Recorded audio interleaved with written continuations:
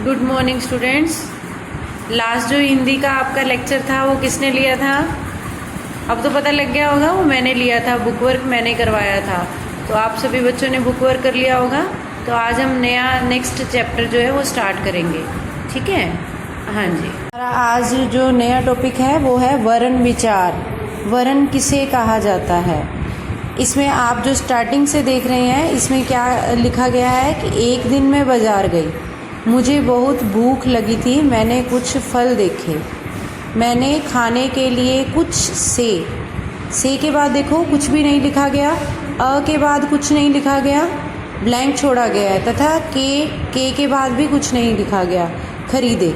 अब मैंने यहाँ ये कहा कि मैंने कुछ फल खरीदे, तो इससे आपको आइडिया हो गया होगा कि ये जो फर्स्ट फिलअप है वो सेब का है, सेकंड आम का है, थर्ड केले का है। लेकिन हमारा यहाँ कहने का मतलब ये है कि अगर हमने यहाँ ब जो है नहीं लगाया, सेब पूरा नहीं बना, ठीक है? तो जब तक आप उस वर्ण को नहीं लगाते तो हमारा जो सेंटेंस है वो कंप्लीट नहीं होता। तो वर्ण क्या होता है? वर्ण हमारी भाषा की सबसे छोटी इकाई, ठीक है, जिसके टुकड़े ना किए जा सके, उस ध्वनि को हम बोलते हैं, उस वर्ण को हम बोलते हैं, अक्षर को बोलते हैं वर्ण।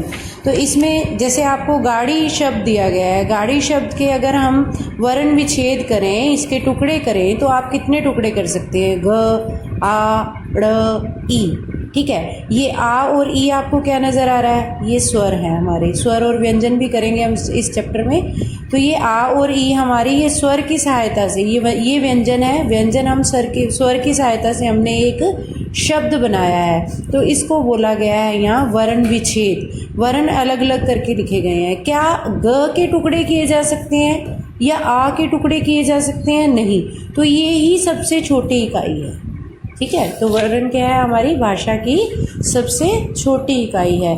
आगे हैं हमारे वर्णों के प्रकार। वर्ण दो प्रकार के हैं, स्वर और व्यंजन। अभी मैंने कहा स्वर कौन से हैं? जिन वर्णों का उच्चारण बिना किसी अन्य वर्ण की सहायता से किया जाता है।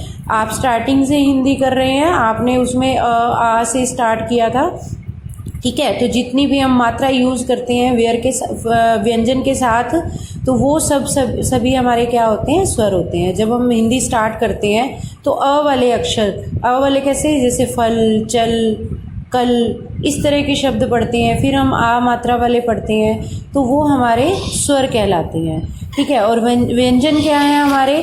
व्यंजन वो हैं जो हमारे स्वर की सहायता से बोले जाते हैं, जिनको बोलने के लिए, जिनके उच्चारण के लिए हमें स्वर की सहायता लेनी पड़ती है।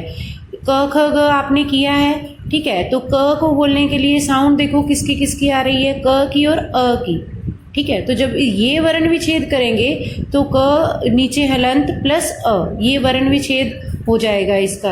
तो इनको हम प्लस करके लिखते हैं, तब हमारा बनता है क। इसी तरह से जितने भी व्यंजन हैं, आप ये देख पा रहे हैं, जितने भी ये सभी 33 व्यंजन होते हैं, तो ये सभी व्यंजन स्वर की सहायता से बोले जाते हैं। और स्वर कितने होते हैं? गिनती में 11 होते हैं। और टोटल जो वर्ण है वो हमारे हिंदी में 44 होते हैं, ठीक है? तो आज का हमारा यही टॉपिक था। उससे जो नेक्स्ट है वो हम नेक्स्ट लेसन में करेंगे। Thank you, have a nice day.